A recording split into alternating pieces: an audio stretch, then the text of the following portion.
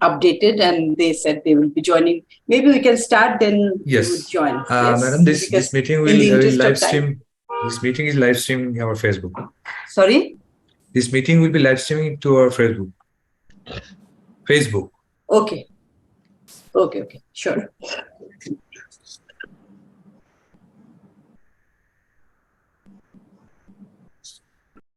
So, Server. yeah. Okay. Good afternoon, good morning, wherever you are. So, on behalf of the Center for Policy Dialogue, I would like to welcome you. I'm very happy to welcome you to this discussion. My name is Fahmida Khatun. I'm the Executive Director of Center for Policy Dialogue. So today, we will be discussing the new report of OECD, that is Multilateral Development Finance 2022. So this is an annual report prepared by OECD, and CPD has been co-hosting, and this year also we are co-hosting this launching of this report. This report has originally been launched already on 28th November. So today the South Asian launching is being held. And I'm very happy and also thankful to our peer think tanks in South Asia who have always been joining and collaborating with us in this discussion. And we are very happy and honored to have Mr. Qazi Nabil Ahmed MP, who is the member of Parliamentary Standing Committee on Ministry of Foreign Affairs and also Ministry of Finance, Bangladesh Parliament. And we have, as I have mentioned, that an excellent panel from South Asia. So let me introduce them. Some of them, I can see some of them, but the others will be joining in a while. So we have Dr. Sachin Chaturvedi, who is the Director General of Research and Information System for Developing Countries, RIS India, a long-standing friend of CPD and Bangladesh. And Sachin, congratulations on becoming G20 chair. India's becoming India's. Thank you. Thank you. Yeah, and we all know that RIS has been playing a crucial role as a think tank, and we look forward to your leadership during this year. And we have, I can see on the screen, Dr. Paras Kharel, who is the Executive Director of South Asia Watch on Trade, Economics and Environment, Southie Nepal, who is also a long-standing friend of CPD. We have been collaborating on many occasions for several years. And there will be other panelists. As I see them, I will introduce them, but then I must also introduce, of course, our own Dr. Devapriya Bhattacharya, Distinguished Fellow, Center for Policy Dialogue. You all know him. And OECD, on behalf of OECD, Mr. Olivier Cataneo, who is the Unit Head, Policy Analysis and Strategy of the Organization for Economic Cooperation and Development. He's there, and his colleague, Jeon Kim, is also there. Hi. So let me just start before we listen to OECD's presentation, which Olivier is going to make. I will make one or two very brief comments on this report. It is needless to say that this report is so timely and very important because it has become all the more important at this point in time, because when the world is struggling and facing so many challenges, which is being manifested through various challenges, covering economic, social, and environmental. And that's why, to address these challenges, long-term multilateral investment is very, very important. However, we know that there's a huge gap between the requirement and available resources. Just to give you an example, it's just a few days back, just before the COP27, there was this estimation that the low and middle income countries will be needing $1 trillion per year by 2030, which is a huge amount, but the commitments are not there. yet. So this is just just to highlight the requirement that there are many other numbers, and OECD report has. And in fact, OECD report takes a stock on these needs and also the availability of the resources. And also this report presents various institutional mechanisms within the multilateral system. And I think there is also free and frank analysis and reflection on how the multilateral system is performing, where this is failing, and where there are more, more opportunities which should be strengthened, and how the system can be improved, strengthened, and made fit for purpose. So this is the report, which will be, the summary will be presented by Olivier, that he will cover all these issues. But again, just to put my, hi Nisha. So concluding remark at this point is that for South Asia, it is all the more important also to have access to the multilateral financial system to face these challenges. These challenges is to invest in human capital, invest in social development, and to achieve an inclusive growth. I think the presentation also talks about inclusivity of the South Asian development attempt. So with these, I would like to request Mr. Olivier Catanio to make his presentation. Meanwhile, I see Dr. Nisha Arunatilke, who is the head of research of Institute of Policy Studies in Sri Lanka. Welcome, Nisha. Thank you. We'll listen to the presentation, and then I'll call upon the discussants. Thank you so much, Dr. Famida. And again, it's a pleasure to team up with you and all the think tanks who are present here today, I mean, for lunch in South Asia. I mean, that was very much the idea of those events, is that once we publish a report, it's not the end of the story, but the beginning, and trying to use it as a catalyst of sharing perspective from around the world on the topic that is essential to all of us, because it's the multilateral system and the financing.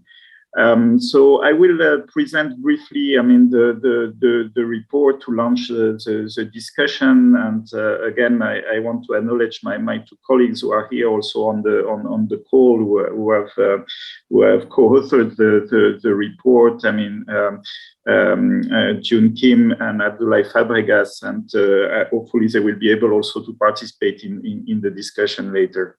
So to start, let's see. It wants to work. Okay, I will restart.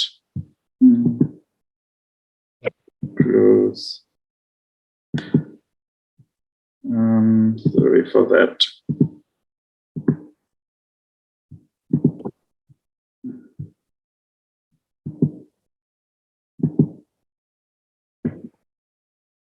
Here we go. So to start, we want to say that the multilateral system plays an increasing role in development finance. As you can see on the left-hand side, I mean, this shows that more than 40% of development finance is channeled through the multilateral system. So that's a large share. On the right-hand side, you can see that this contribution of the multilateral system has been increasing over years, and in particular in times of crisis, where we see the multilateral system, I mean, the World Bank, the UN, and so on, are on the front line for responding to crisis. We saw it with the COVID crisis, with a significant increase, close to 40% of their contributions, which is a lot, I mean, more than in previous times in absolute terms, but in relative terms, I mean, we see that it's still less than it has been, for instance, for the 2007-2008 crisis. The advantage of putting resources in the multilateral system, and again, we at OECD, we are the secretary of the Development Assistance Committee that brings together some of our largest donors among OECD members.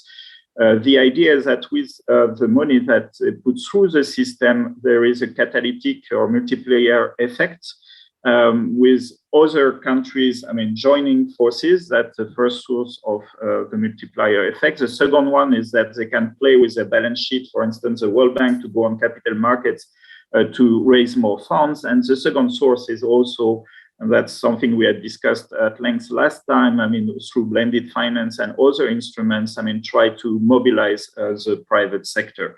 So here's a multiplier effect for our members, is going from 1 to 3 from what goes in and what goes out of the system. This growth of the system, has, however, some concerns, that we wanted to express. The first one is the question of earmarked contributions. By earmarked, we mean that the donors who give the UN or the World Bank or so on decide on how the money will be spent. I would say it will be spent in Bangladesh on energy and so on, which means that the margin of maneuver of international organization is less important.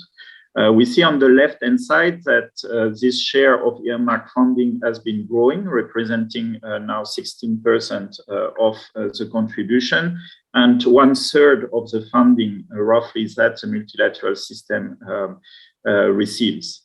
On the right-hand side, that's one of the many consequences of this earmarked funding that we have plotted with the volatility in terms of the funding. And the more earmarked funding, the more volatile your funding is.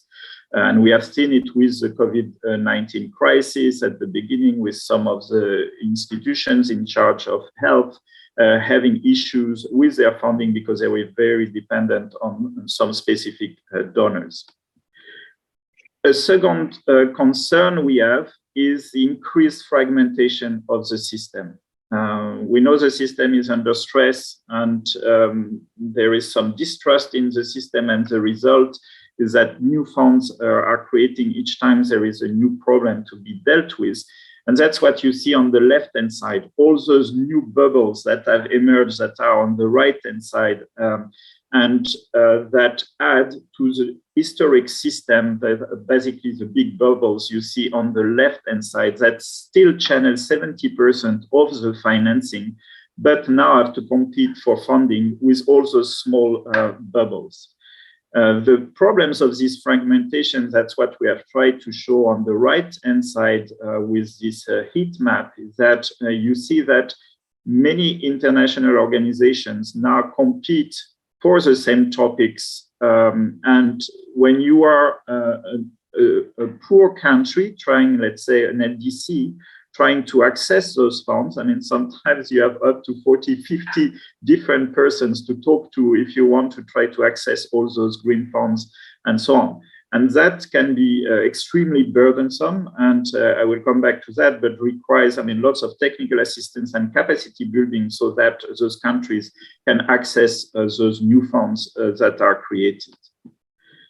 The third concern we have is, as I mentioned already, all those new funds that are created are good for raising funds. As you see here, for the Global Fund for Gavi, there has been good success in raising resources for those funds. However, and that's what we show on the right-hand side, those new funds still rely on the old system, i.e. the UN or the World Bank, to deliver their projects. So at the same time, you have competition, but you still rely on the old system for the delivery of the project, which means that if the old system is crippling, you have a problem because the new system cannot make up for that. Now, I wanted, because there are two topics, as was said by Dr. Fahmida at the beginning, that are on everybody's mind since the COP and also since UNGA, is the climate finance and the role of MDBs, multilateral development banks in particular. So I wanted to give a quick snapshot of a couple of slides on that. First, to say that climate is increasing a lot in the multilateral system, and you can see here, I mean, the outflows are going up very quickly, multiplied by 4 in 5 or more years. And you see that on the right-hand side, this is essentially done again through the multilateral development banks, the World Bank and others. We wanted, however, since there are so many discussions around the reform of the multilateral development banks and so on, and in particular, one of them is to ask that they leverage more resources on financial markets. Some say that they need to do that 3 times as much as they do currently, but I wanted to shed an historical perspective on that, because you see on the left-hand side that for IDA 16, so less than 5 years ago, the public capital in the balance sheet of MDBs represented half, basically, of the capital, and now it represents only 1/4, which in one sense it's a great success because that's what they want to play. I mean, to sweat their balance sheet, as they say. But we just wanted to express some caveats, is that this also comes with some conditions in terms of if 3/4 of your resources come from private capital markets, conditions attached to the loan you can do to the IDA countries then might be affected. And you have countries like Cambodia who now say we cannot afford the IDA loans anymore because the conditions have changed. So this is something to keep in mind when we try to raise more funding, to be aware of the consequences and know how to mitigate them. On the right-hand side, another caveat I wanted to make is that you see that the multilateral development banks are not so present in the LDCs. So here this is for climate only, and you see that the MDBs have 17% of their projects, the volume of their projects in LDCs. This compares to 24% for the vertical funds, and much more, 59% for the rest of donors. So once again, what you don't want is if you put too much emphasis just on the multilateral development banks, is that some countries are left behind because they are not into the category of projects that is of interest or the type of risk that those institutions are ready to make. So this is something that needs to be worked on. So to conclude, I think there are 2 vicious circles that we need to address for the multilateral system. The first one on the right-hand side is linked to the fragmentation. So since we are unhappy with the system, since there are little resources, since there are needs for reform, sometimes it's easier to create new funds and to contribute to fragmentation. But fragmentation raises questions about mutual accountability, about effectiveness, and so on, and of course weakens even more the historic system and feeds into this vicious circle. The second one on the left is also, I mean, same causes. I mean, the problem of shortage of resources, need for reform, and so on, makes that the UN and others focus on short-term emergency response. Even the resources are not enough for the short term. I mean, the Secretary General of the UN reminded us recently that for this year, 2022, there were still 55% of the amount spent on humanitarian aid that was not funded, and we are at the end of the year. And so this focus on the short term and emergency response, because there are more and more crises and of greater magnitude, makes that they cannot focus and spend resources on the reforms. They cannot focus on the long term and preparing the next crisis, which in turn makes them less efficient and feeds into this reduced trust and so on of the system. So we need to get out of those 2 vicious circles. And last slide to conclude, I mean, to recap some of the points that we have made. I mean, going forward, we need to reform the system. address the question of fragmentation and the complexity for the poorest countries to access all those new funds, provide the technical capacity that is needed. And for instance, we are working with UNDESA and UNDP on the INFF's integrated national financing frameworks and a facility to help countries design their financing strategies. We need to be careful in terms of the long-term implications of the new funding sources, the question of earmark funding, but also the question of going systematically on private markets to raise more funds and mitigate the consequences. And also, I think, and this is linked again to the debate on climate, but also to the debate on debt, the question of how to make best use of the grants or the concessional finance versus the one that is non-concessional. And for instance, linking to the Bridgetown initiative of Prime Minister Motley of the Barbados, the question how to use strategically concessional finance for adaptation that is underfunded and that is needed by the poorest countries, versus mitigation where the private sector could play a greater role, or grants for the loss and damages that are being claimed. And this is important, again, distribution between the low and middle income country partners to make sure no one is left behind. So that's it from our side, and happy to have a discussion. Thanks again. Thank you very much, Olivia Cataneo, for this comprehensive but precise presentation. The report is really very rich.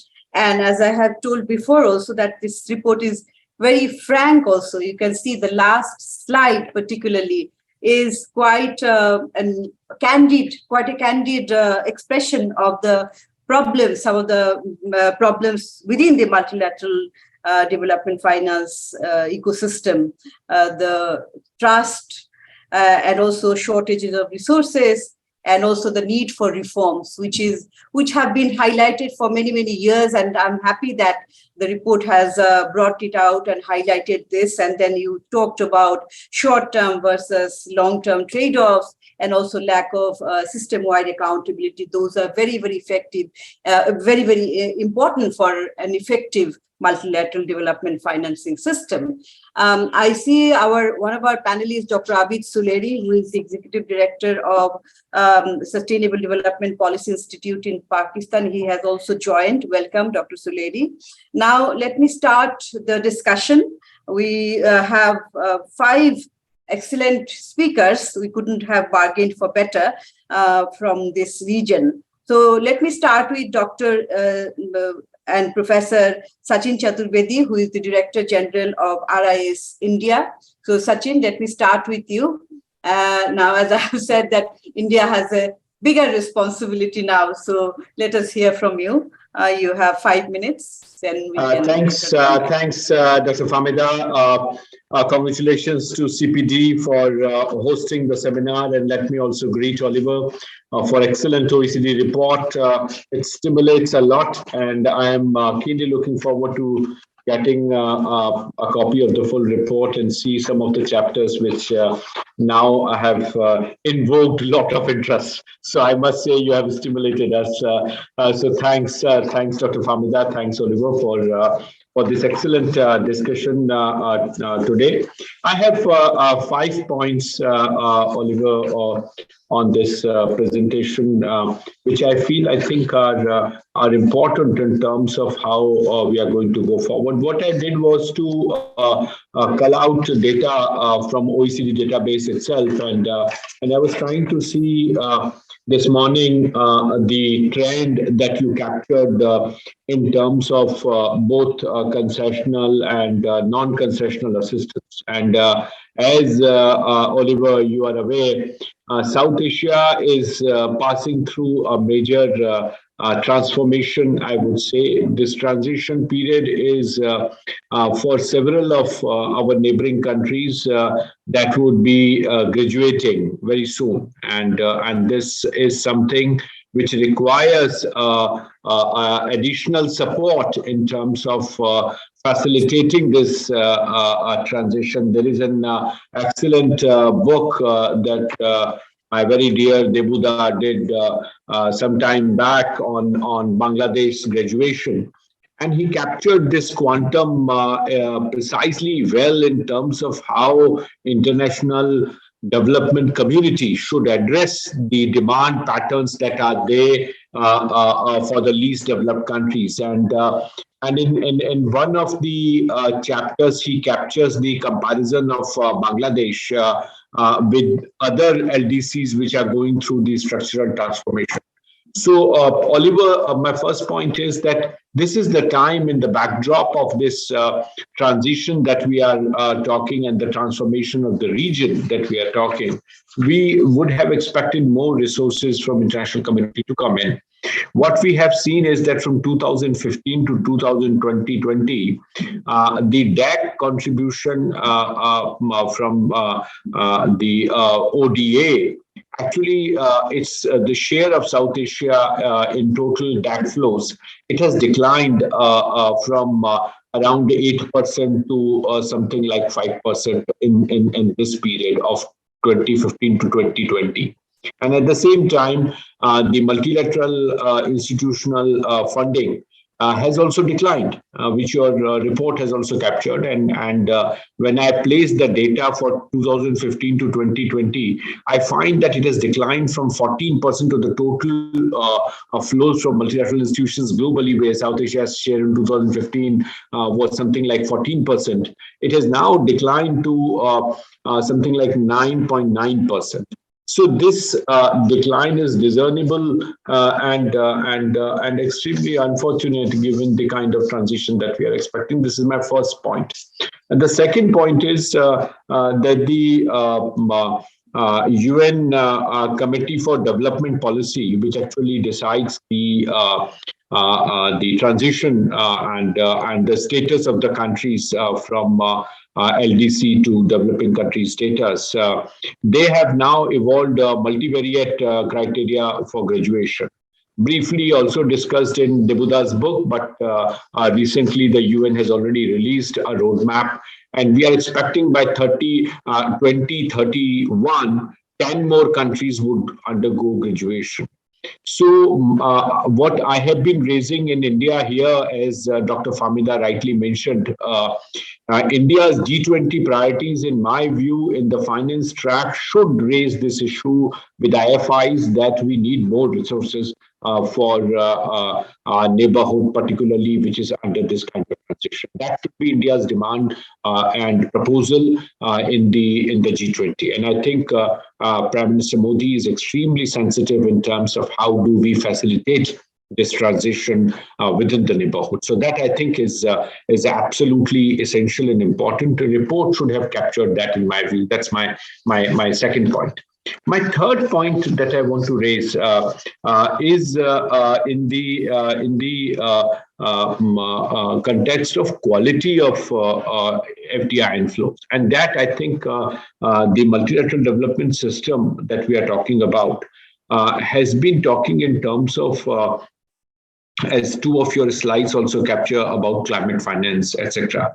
So my point is very much about the fragmentation that we are seeing, Oliver, and that is what is affecting the quality. So classification of finance on pretext of green finance, climate finance, SDG aligned finance, and all different categories of financing that is there, they all are associated with different levels of rate of interest. This has affected the non-concessional finance which is available, and your own slide showed how access to non-concessional has gone far higher than the concessional finance. And within that, the climate and other nature of financing categories, they have further escalated the cost of accessing the capital. So this is my second point.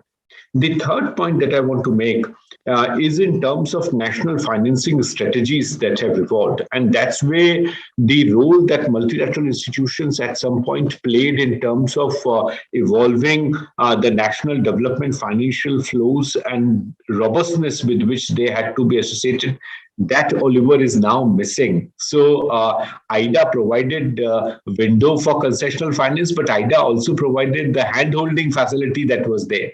Now the trouble is, suddenly the non-concessional finance access has multiplied, but the hand-holding for creating absorptive capacity within the system to take the capital in has also declined.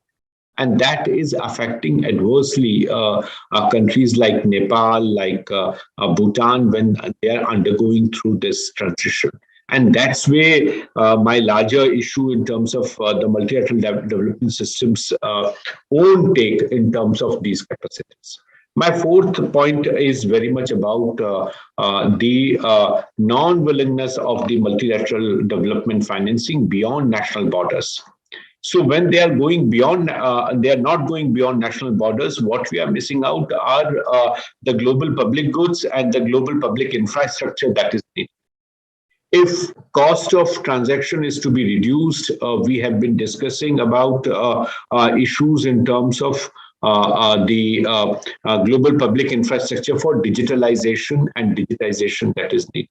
So if I go for digitalization in an extensive manner with higher digital infrastructure, Oliver, this region squarely depends on remittances flows. With absence of digital infrastructure and with absence of global public infrastructure, we are escalating the cost of remittance transfer to our people.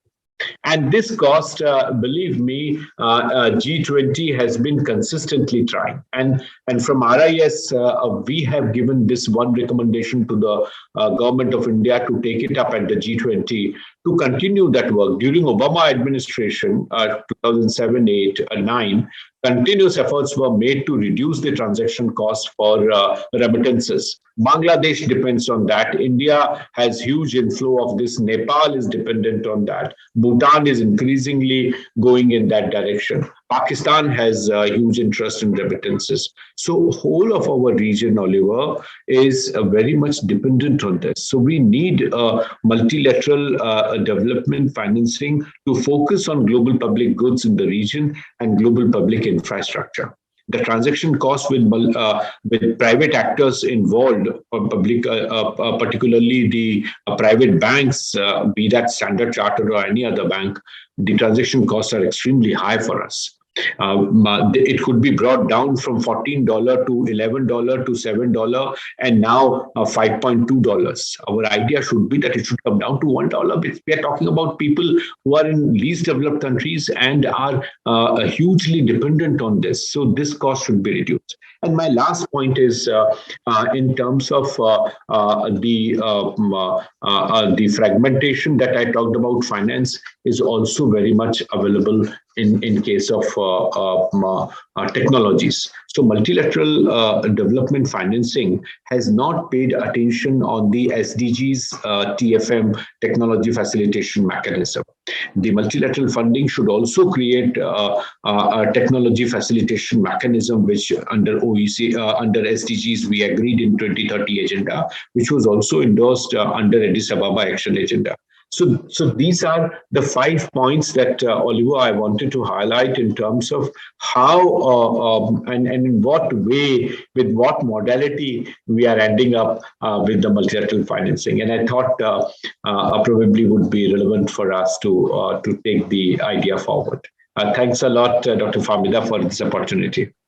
Thank you. Thank you, Dr. Sachin, for these 5 valuable points and very relevant. At this point, I would like to recognize the presence of many colleagues and friends, actually. So my own colleagues from CPD, Dr.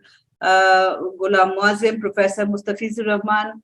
I see our long-standing other friends. I see Brigadier General Mufiz, and of course, friends from the media who are always present in our programs and also cover these types of programs elaborately. Thank you very much. And this program is being also live streamed through CPD's Facebook and YouTube. So those who have joined at this point in time, I would like to welcome you. Now I would like to call upon Dr. Nisha Arunatilke. She is the Director of Research at Institute of Policy Studies, IPS, Colombo, Sri Lanka. So Nisha, over to you. If you can, finish within 5 minutes, that would be very useful. I also thank my people in Bangladesh, country people, because it is a holiday weekend in Bangladesh, and so despite that you have joined, so that's why I'm very much mindful of the time. So I would request, please try to finish your comments within the allocated time, so that I can let the participants go home and join their families on the weekend. Thank you. Over to you, Nisha. Oh, thank you very much, Fahmida, and thank you also for organizing this discussion and inviting me for it. I also want to congratulate Oliver Cattaneo for a very interesting and thought-provoking presentation. So just to go straight to the question that we are discussing, as we know that COVID-19 and subsequent adverse shocks faced by South Asia and Sri Lanka particularly has highlighted the need for more investments to help achieve 2030 development agenda. Especially in Sri Lanka, we are struggling to make these investments and are dependent on multiple sources for funding. Multilateral organizations has invested in countries in South Asia over a long period. So the question is, has these investments, what are the outcomes of these investments, and could these outcomes have been better than what they are, what we see at the moment? So what we have organized, I mean, Sri Lanka right now, because we are in a economic crisis, we are really looking at the financing of the country. And what we see is that usually multilateral organizations want to provide assistance within a government's development policy plan. So this is my one and very important point that I want to make. But if these plans, the government development plans, are not properly made, development assistance will not also not be properly invested in areas that needs priority assistance. So one main need that needs to be addressed is to provide support to address development policy planning. So better development planning is essential if Sri Lanka, and I'm sure other countries, to achieve the development, the SDG goals. So just to give you an example, in Sri Lanka, Agenda 2030 requires that placing equal importance on economic, social, and environmental objectives are important. But if you look at Sri Lanka's public investment ratio that we see, it is 80, 19, and 1. So 80% for economic, 19% for social, and only 1% for environmental objectives. So this highlights the importance of proper planning and properly aligning your plans and your funding to achieve the development goals. And if you look at it in another way, if you look at the SDG, progress in SDG achievements in Sri Lanka, we have 5 goals that are still stagnating: gender equality, decent work and economic growth, life on land, peace, justice, and strengthening institutions, partnerships for the goals. So these are, again, the areas that we have not had any activities happening or effective ones.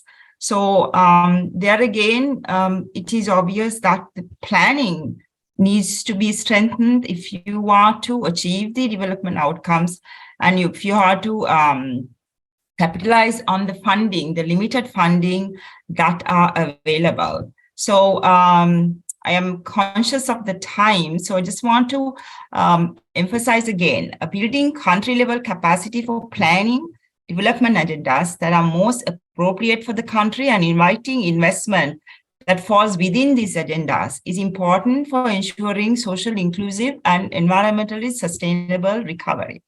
such country-level development plans should be properly informed by data.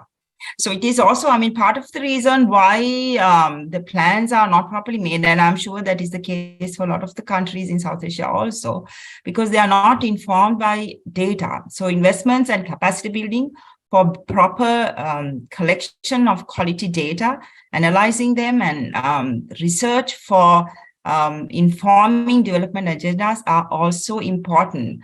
That will help make sure that the policy making is evidence-based and also help to reduce politicization. So SDG framework as a foresight planning tool to review and correct sectoral investments and use SDGs in national goal setting by extending short and medium-term targets to long-term targets will actually help countries to align their development properly and meet the SDG goals. Thank you. I'll stop there.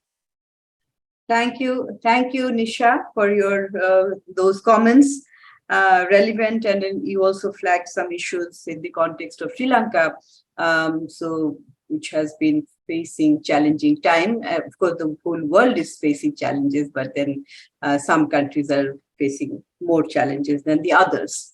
Now, I would like to call Dr. Paras Kharel, who is the Executive Director of Southi Nepal, to make his remarks. Paras, over to you. Thank you, Dr. Khatun, and to CPD for giving me this forum to express my views on an important topic. Now, I will, largely focus on a subgroup of South Asian countries, LDCs, and also dwell on some of the points raised in the executive summary of the report, mainly with regard to values, competing values that are leading to geopolitical polarization, as it calls it. So to begin with LDCs, 3 South Asian countries are on the verge of graduation, as you all know from the LDC category, Nepal, Bhutan, Bangladesh, and they stand to lose, as we know, preferential market access, policy space, and access to some concessional finance sources. And although the impact on aid as a whole is not going to be significant as per available data and studies, climate finance being an exception, however, with all countries already in the middle income group, if not graduation, then income-based graduation will make their access to concessional financing more difficult in the years to come. This should be noted. And there is Bangladesh, on the one hand, an export success story, standing to lose significantly in terms of exports, double-digit reduction in exports as per estimates due to graduation. And on the other hand, there is Nepal, a landlocked country facing high trade, transport, transit costs that will face a low hit to overall exports because the size is small in the first place, and most of our exports is destined for India, where a different trade arrangement governs our trading relationship. But Nepal will also stare at the difficult task of export expansion and diversification, which it has not been able to achieve despite trade preferences. Hence the urgent imperative to shore up productive capacity and competitiveness.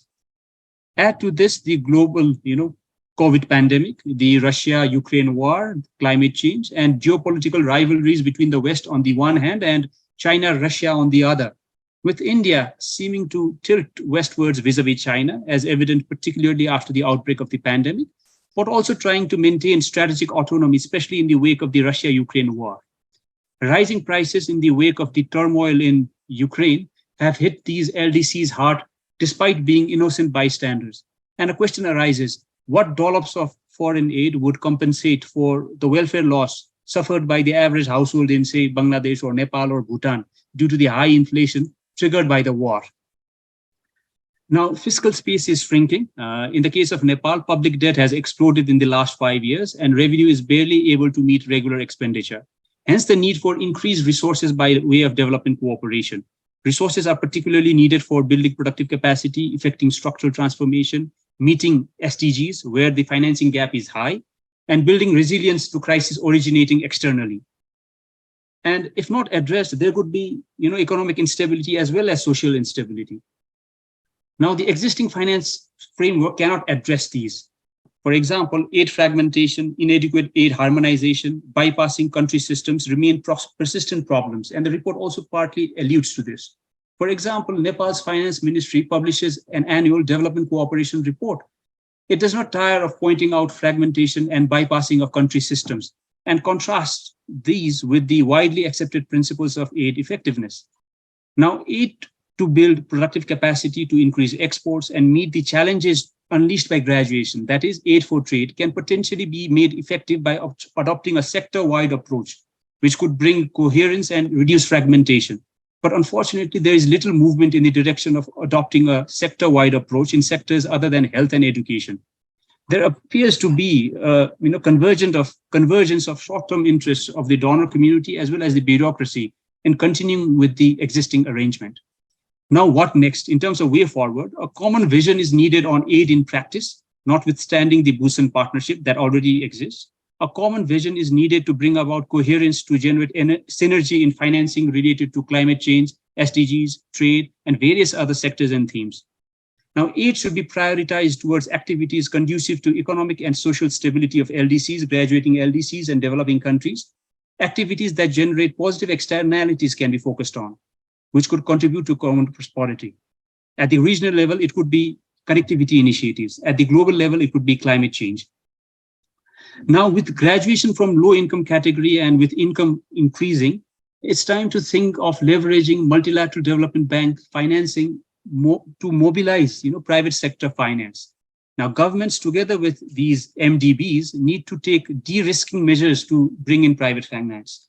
In the context of Nepal, one de-risking measure could be hedging to mitigate exchange rate risk for foreign investors. Now, my final point is regard to geopolitics. Now, geopolitics, I think, should be kept out of development finance. But unfortunately, with the G7 initiative on infrastructure and BRI not seeing eye to eye, and geopolitical rivalry being at the center of this, the effectiveness of the aid apparatus, I think, will be adversely affected. On the surface, its differences in values does distinguish between the two blocks. And the report does mention competing values as lying at the center of geopolitical polarization. But if values are what blocks are fighting for, then sad to say, in my view, the fight will never end. And what are those values? Democracy, human rights, what a political system ought to be, the amount of freedom the media should have. Different countries and peoples have different notions and interpretations of these. And if these are values that blocs are fighting over, then unfortunately the fight will never end. Thank you. Thank you, Dr. Paras, for these valuable points. You have focused on the graduation issue, highlighted again, once again, and also brought out some of the distinctive features of this region and these countries. I should also point out here that after the panelists, there will be open floor. So my panelists, they're all here to respond to your queries, and also from the floor, you can also make your comments, short comments. So now I would like to request Dr. Abid Qayyum Suleri, who is the Executive Director of SDPI Pakistan. So Dr. Suleri, I saw you, but are you still connected? So Abru, can you make sure? But I don't see him now. Maybe no, madam, he is not here. I'm trying to connect here, but him. I saw him in the beginning. Okay, while we try to get in touch with him, so I would like to request Dr. Devapriya Bhattacharya, Distinguished Fellow of the Center for Policy Dialogue, to make his remarks.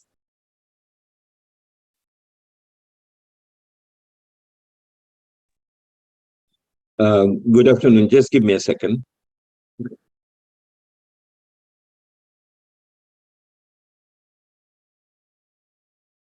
Yes, thank you, Famida, for giving me the floor. And as you have rightly pointed out, said, and that OECD has brought out this report at a very opportune time. I always look forward to reading the OECD report because it not only comes from a very eminent group of professionals, but also it has the political clout which is necessary also to blend with the intellectual pursuit. So congratulations, Olivier, and your colleagues We go back a long way on this. So once again, sustaining the tradition is not an easy task. Bringing out every year a good report, I know myself that is not an easy task, but you have been doing till date fantastic on that. Congratulations on that. I had a couple of technical questions. For example, when you have defined the multilateral system, the coverage, I didn't see African Development Bank in those 10 organizations which have been mentioned in that way. Whether I'm missing something or not, I just don't know. When you talk about the classification of the countries as a low income, middle income, low middle income, whether you are applying the new classification developed by the World Bank in the most recently, which has taken many countries out of different groups up or down, whether so a footnote or a clarity would be helpful. But let us leave those technical issues aside. The first point, and I will stick to my great-grandmother's advice of sticking to 3 points only. So the 3 points, my first point is about what are the major takeaways from here. The major takeaways is that the multilateral development financing system is growing.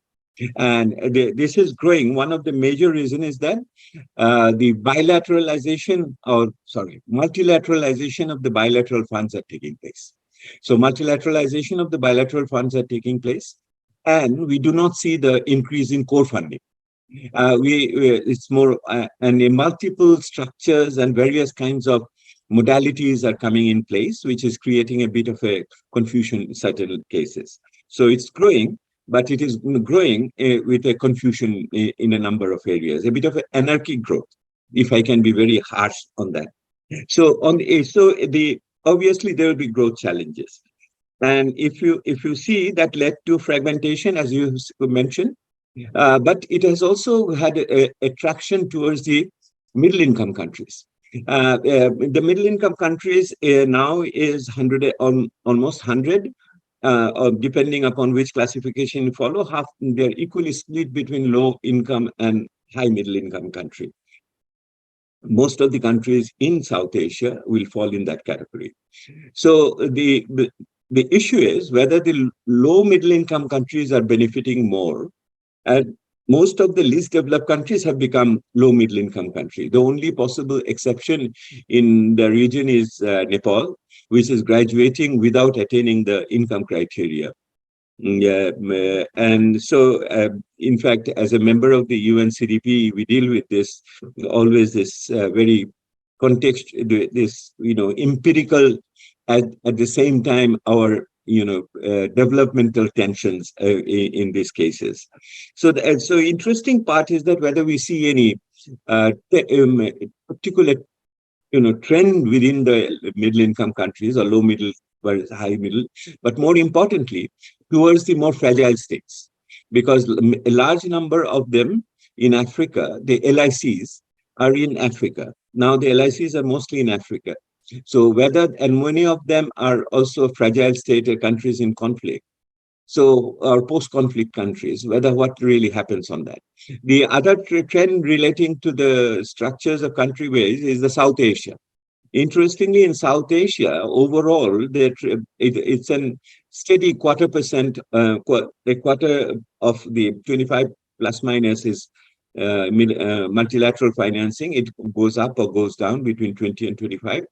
But only 3 countries are really steadily dependent on it: Bangladesh, Pakistan, Nepal. India has a negative balance with the multilateral system. So it goes more on bilateral. So, and the bilaterals are also competing or complementing with a quarter of it. So how does this works out in the South Asian context? And my esteemed colleagues have really broadened the horizon in terms of the framework of fitting it into an integrated financial framework regarding the SDG in this case, which we are all struggling with, and fitting in other forms of finances, including the remittances and FDI and other things over there. So we have a bit of a mixed picture, but also a bit confusing. It's showing the growth system, but the report mentions about the flexibility and the adaptability which has been demonstrated by the multilateral system. I want to believe that they have responded to crisis. particularly with the resilience fund during the COVID and thereafter. So that's okay. So we have a situation. I just wanted to establish the benchmark. Now, number two, now look at this scenario. If you want to analyze it, now what type of analytical framework do we want to apply? My favorite framework, of course, is GPEDC guiding principles. Good, bad, or ugly, that's a good that is the best we have at this moment. So if I apply the 5 GPEDC principle, and I will make those 5 into 3 now. The first one is ownership. So on ownership ground, if you see if earmarking expands, and we see double earmarking. The bilaterals and multilaterals are earmarking for sector, they're also earmarking the country. So we see double earmarking over here. So that takes away the ownership or not. The issue is whether it is more supply driven then. It doesn't necessarily respond to the country's demand in that way, particularly with respect to SDGs and etc. And whether it does not do the contextualization while giving the fund, whether it does adequate contextualization or not. So I have a bit of a discomfort over there on applying the GPDC lens in that way. So the ownership issue is undermined. Number 2, partnership and coordination. The other, partnership and coordination, lot of overlapping structures. So obviously coordination is a major challenge and effectiveness is an issue over here. So there's overlapping, duplication, multiple structures, trust funds and many other things over here, along with you bring in the vertical funds, so you have it. And the vertical funds are growing like anything, and they got the Gates Foundation is becoming one of the major donors in this case, not only in the vertical fund for health, but also otherwise. So we have a issue of partnership and coordination over here. The third point regarding that is the transparency and accountability. Here again, you have mentioned in your, and your colleagues have mentioned in the report, no governance structure, no accountability. Because of all these things are happening, a dozen or so, including, you throw in their southern banks like Asian Infrastructure Investment Bank, you have brought them in also, then we do not have, it's a very chaotic way of running the business in certain ways among themselves. So there is the obscure, what you have said yourselves, the obscure division of labor. So how the specializations are taking place, how the scoping and the scaling up taking place, etc. So that's my point. I am uncomfortable looking at the trends from the GPDC principles perspective. My last point, where do you go from here? Where do you go from here? I see this is happening, this discussion, on the eve of the high-level meeting at Geneva, GPDC high-level meeting in December, 3rd week of December. So will GPDC, as a policy issue, discuss the governance structure globally or regionally, or at least at the country level, in terms of putting those principles which it itself espouses? So I think this is the time to show that the framework of GPDC, how adaptable it is to really make the effectiveness debate, take it to the home and to the multilateral system. So that is one issue regarding looking forward. The second issue looking forward, now that Sachin is in charge of G20, I feel encouraged to mention this, that whether G20 will be a platform of both providers and recipients, and the big guns, will they be able to take it up as that? And Sachin loves so much the financial framework, and he had been mentioning his 5 points, and we'd like to do that. And there is where the absentee stakeholder is the LDCs. And people like Parash and others, whether they will get a hearing of that on the sidelines, that is to be seen. So I also look up to the G20 to take up these issues forward, and as we move forward in that way. That's all I wanted to say today afternoon. I'm so happy to see all the friends, and my special thanks to the Honorable Member of Parliament, Kaji Nabil. I see he is listening to us very attentively, and my friends from the media as well. Famida, I'm done with. Thank you.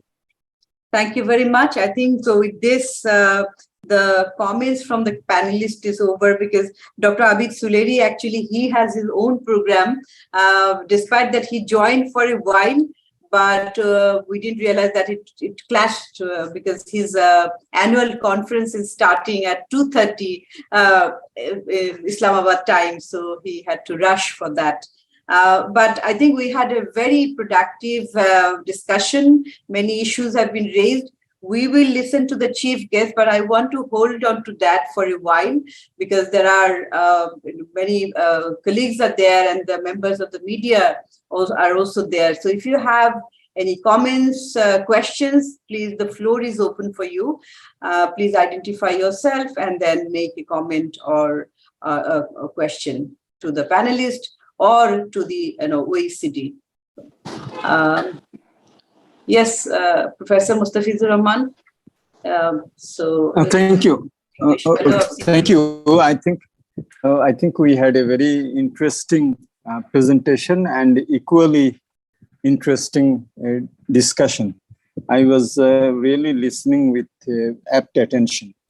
I think just quick 4 points, because he says always that 3 points of his grandmother, but then he punches 15 points within the 3 points, I see. So so firstly, Sochin started it, and then Poros, and of course Deopri also mentioned it, that many of the LDCs are also making the graduation, the middle income graduation. Now, for example, Bangladesh, when we are graduating, at the same time, we are also now, we have become a blend country from the IDA-only country. So the costs of funding are going up. And after 2-3 years, it will be non-IDA country. So it will be non-concessional mostly. So I think that is something which we will have to keep in mind, because now that some international support measures for the graduating LDCs have been put on the table. Whether it will be realized or not, we don't know, but in that context. The second point is the point of coherence. Now we have received during the COVID support from Gavi and everything, but if we go back to the drawing table, one of the major reasons for the Gavi support is also that the TRIPS regulations for vaccines, the patenting and licensing, this has become a major issue. And in the WTO, we have seen how much the developing countries were fighting for this 5 years of extension with regard to the vaccine. So if we do not address those, then obviously there will be need for support, because we have not been able to address the original of the intellectual property rights. So I think that should be taken into account.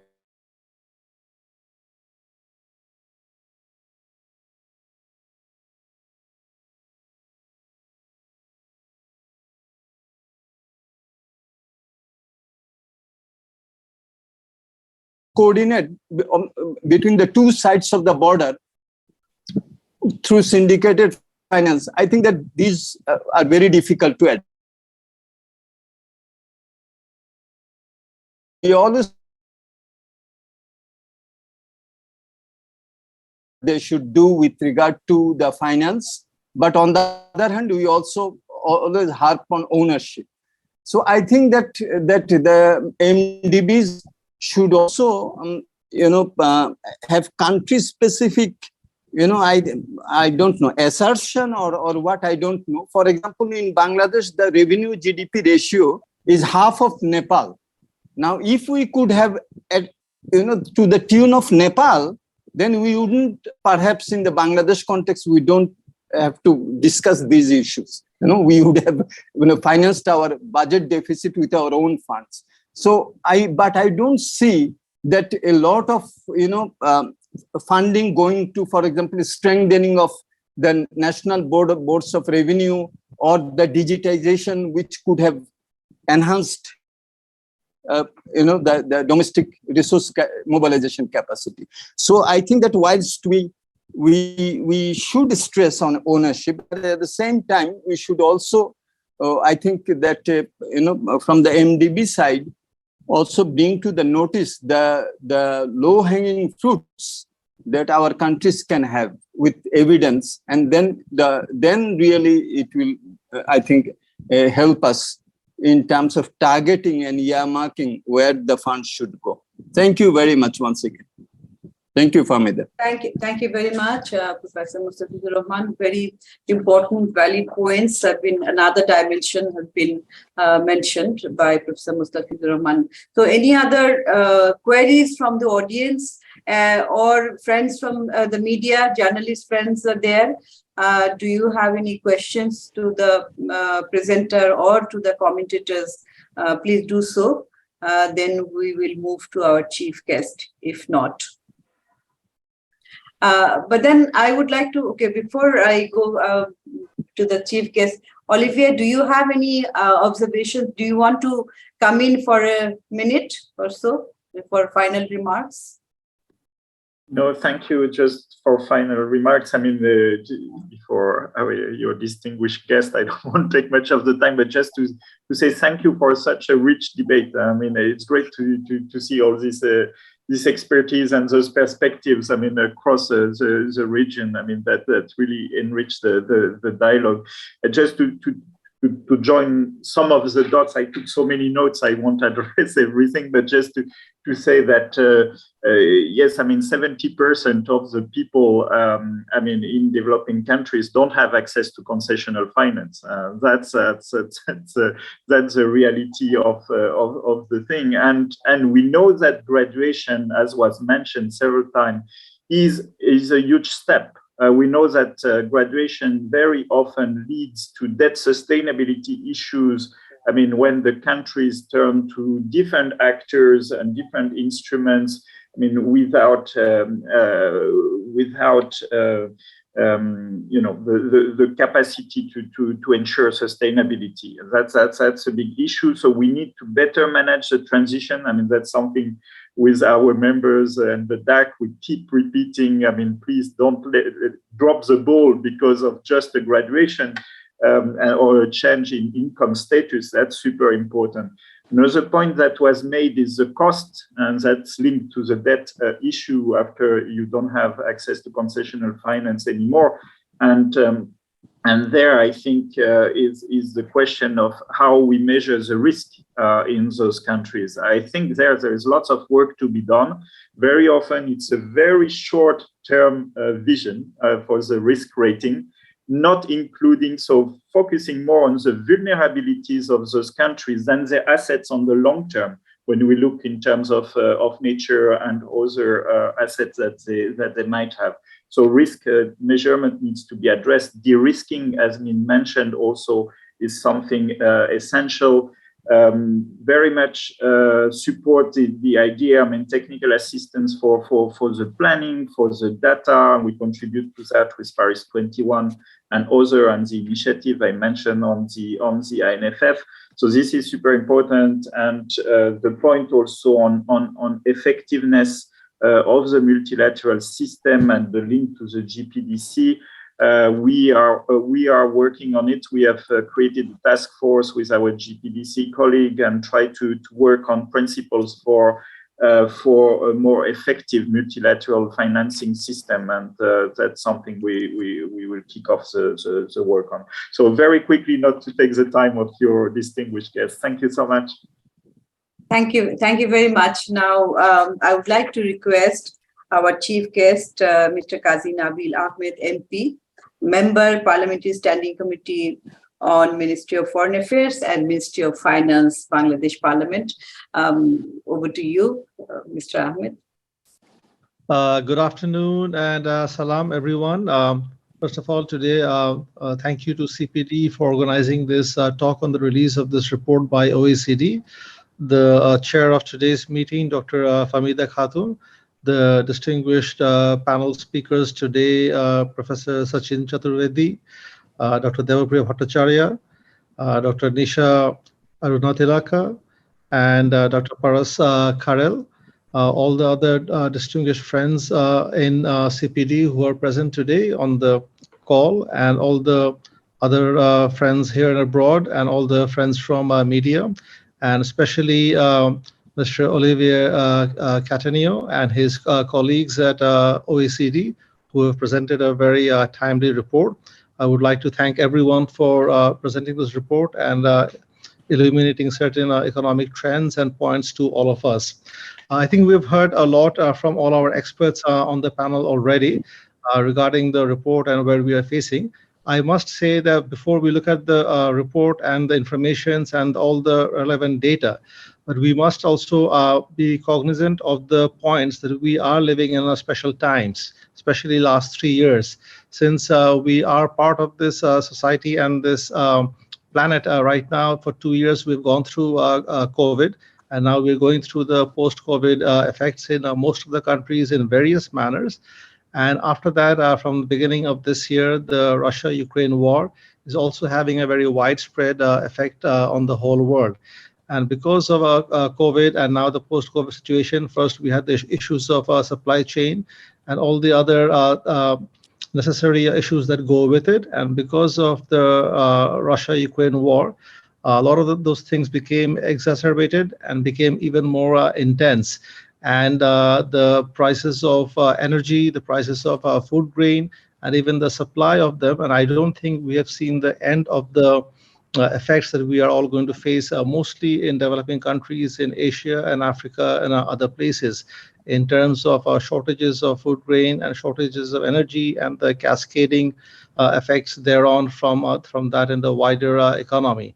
So because of that, of course, when we're taking stock of the report of OECD, OECD is a very distinguished organization with 38 very important countries and economies of the world, and also having all the global powers represented over there. So we're talking about the multilateral development organizations today and the funding from those organizations. And we have seen since 1945 Bretton Woods economic system, when the modern economic system and the rules-based engagements throughout the world have been set up in the financial sector, that the development agencies throughout different continents have had special roles in developing all the countries. First of all, they did have a role even in post-Second World War Europe. We have seen lifting the countries from war ravages, and now we have all over Asia and Africa. And while we talk about these things, we must look at the rear view mirror, that what we are facing in the last 3 years is not something novel. We faced similar situations all over the world in 2007 and 8 for the financial crisis, and then a particular one that is still the after effect of that, and views of many international agencies, which are still shaped by the effects of 1997 Asian financial crisis as well since then.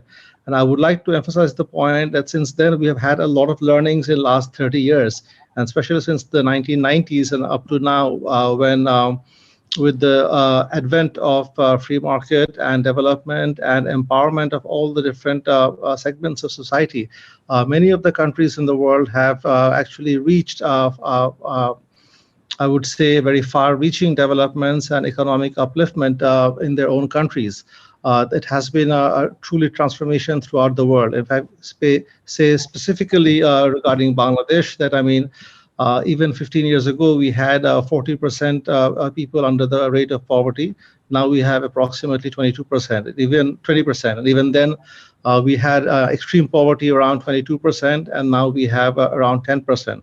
But of course, due to COVID and post-COVID effect, this might have already significantly moved to somewhat as well. But I would like to say that all the other countries which are now graduating from LDC to middle-income countries over the next years, and we have already entered that area. So especially that we are discussing today in South Asia. So one of the biggest concentration of human population is in South Asia, with India, Pakistan, Bangladesh, Nepal, Bhutan, Sri Lanka, Maldives, everyone together. And we are very much connected to the whole world and the economy. And to keep our economic engines firing, we need the cooperation of the whole world as well, and all the multilateral organizations. So this report is a very timely report, which has actually brought out many salient points that we've seen in the presentations already. And we've already heard the experts expand on those many of those points and give their own views. And I'm sure this is only the beginning. From this report, over the next few days, weeks, and months, we're going to hear more and more analysis and more information that will be brought to light for us to take into account. And actually, this report will be very valuable to all the policymakers in every country, because OECD is such a distinguished body that all the information that they give, it gives at a very high level of competence that is very useful for the countries to use in their policy making and into their inputs of thinking and strategizing regarding their future journey in their economic development. And I would just like to say that right now we will be facing, because of this multilateral organization, whether we talk about World Bank, UN, or all the other donor agencies, they will be facing the effect over the next 3 to 4 years.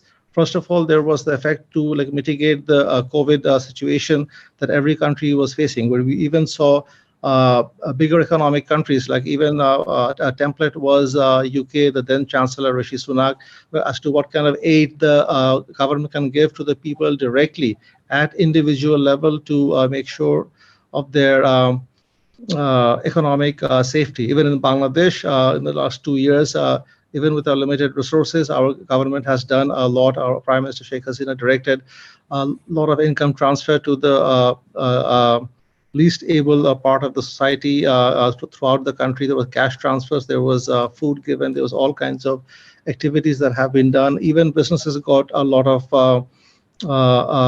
financial relief as well from different measures, and all the other countries have taken them as well, from India to everybody else that we have read about. They have taken those measures as well. So I do hope that this OECD report gives us the tools over the next 2 to 3 years to make sure that the crisis that we are facing right now, we are able to come out of it on a positive note, and we are able to take any of the learnings, any of the mistakes that have been made in recent past or before, to make sure that we are able to correct them. I would like to thank CPD and all the distinguished friends who have joined with their valuable time and given their valuable information. And we do look forward to all the other colleagues in, today joining from different countries, giving us more detailed analysis and their thoughts on the report. And once again, I would like to thank OECD for a very timely report. And thank you for inviting me to join. I definitely have heard a lot, learned a lot, and hopefully internalized a lot for my future work.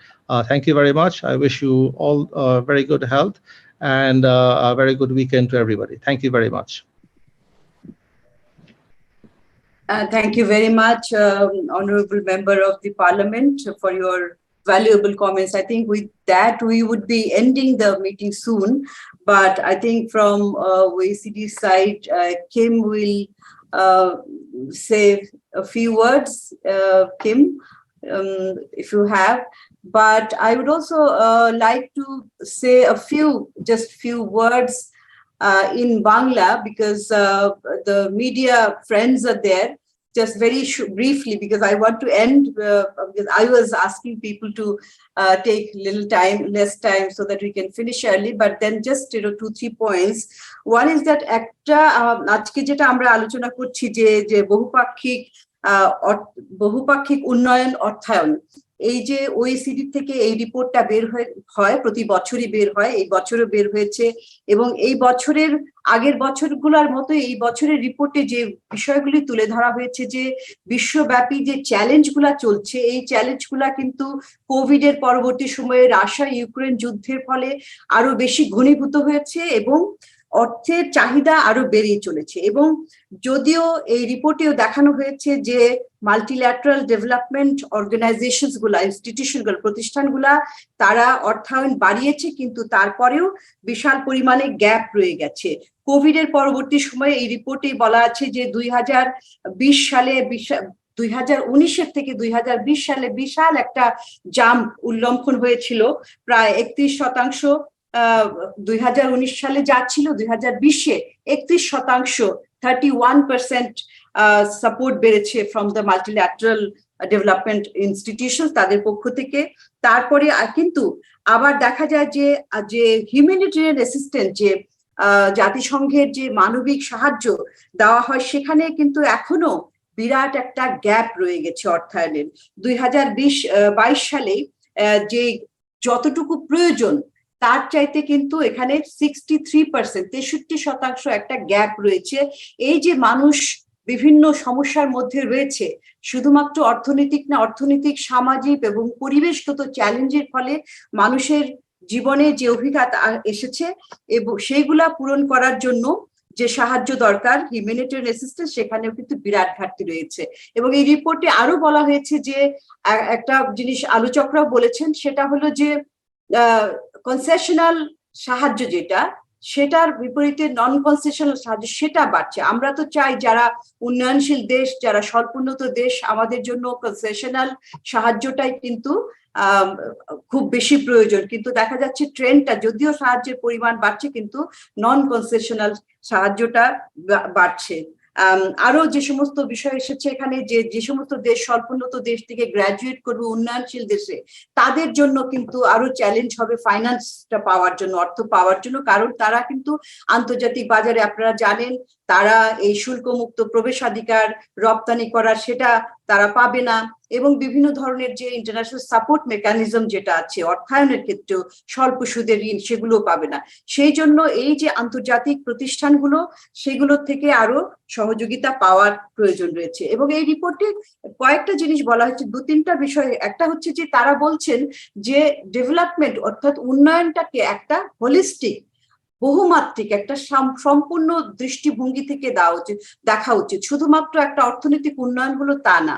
এবং এই প্রেজেন্টেশনের শুরুতে আপনারা দেখবেন যে সেটা কি বলা হয়েছে, সেখানে বলা হয়েছে যে অন্তর্ভুক্তিমূলক এবং টেকসই উন্নয়নের জন্য বহুপাক্ষিক উন্নয়ন অর্থায়ন প্রয়োজন, সোশ্যালি ইনক্লুসিভ এবং এনভায়রনমেন্টালি সাস্টেইনেবল, এরকম একটা উন্নয়ন, অর্থাৎ সামাজিকভাবে অন্তর্ভুক্তিমূলক এবং পরিবেশগতভাবে টেকসই, এইরকম একটা অর্থনৈতিক উন্নয়নের জন্য বহুমাত্রিক, বহুপাক্ষিক সাহায্য প্রয়োজন রয়েছে। আবার এটাও বলা হচ্ছে যে এই যে বহুপাক্ষিক উন্নয়ন যে সাহায্য যে সমস্ত প্রতিষ্ঠানগুলো থেকে আসছে, সেই প্রতিষ্ঠানগুলোর মধ্যেও কিছু দুর্বলতা রয়েছে। সেই জন্যই রিফর্মের কথা, সংস্কারের কথা বলা হয়েছে। কারণ সেখানে অর্থাৎ অনেক একই জায়গায় অনেকেই সাহায্য দিচ্ছে, ছোট ছোট পরিমাণে, কোঅর্ডিনেশনের কথা, কোহেরেন্সের কথা বলা হয়েছে, সেগুলোর কথাও বলা হয়েছে। এবং বলা হচ্ছে যে এই যে সাহায্য শুধু দিলেই হলো না, সেটা কিন্তু ইফেক্টিভ অর্থাৎ কার্যকরী হচ্ছে কিনা সেটা খুব গুরুত্বপূর্ণ। এবং কার্যকরী হওয়ার জন্য কিন্তু বিভিন্ন যে প্রতিষ্ঠান, প্রেজেন্টেশনের মধ্যে কিন্তু ইউএন সিস্টেমের মধ্যে বিভিন্ন প্রতিষ্ঠান কারা কি দিচ্ছে, কতটুকু, সেরকম এদের মধ্যে একটা কোঅর্ডিনেশন দরকার হবে এবং একটা কোহেরেন্স দরকার, যাতে কিনা কমপ্লিমেন্টারি হয়, একটা সাহায্যের সাথে আরেকটা সাহায্য একটা সহযোগিতাপূর্ণ হয়, আন্তঃসম্পর্ক থাকে, সেপারেট না হয় যেতে। এইগুলোই হচ্ছে এই রিপোর্টের মূল বিষয়গুলি। এবং আলোচকরাও কিন্তু এইগুলোর বিষয়ে হাইলাইট করেছেন এই আমাদের সাউথ এশিয়া, দক্ষিণ এশিয়ার দেশগুলোর দিক থেকে। তো এইটুকু বলে আমি শেষ করবো। So June Kim, would you like to come in now? No, it was just to say thank you. And okay then.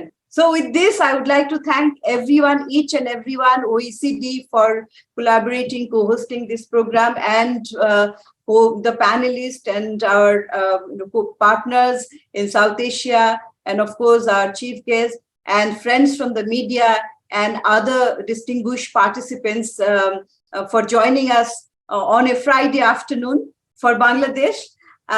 But of course, in OECD, and you have joined early in the morning. So thank you, everyone. Have a wonderful afternoon, evening.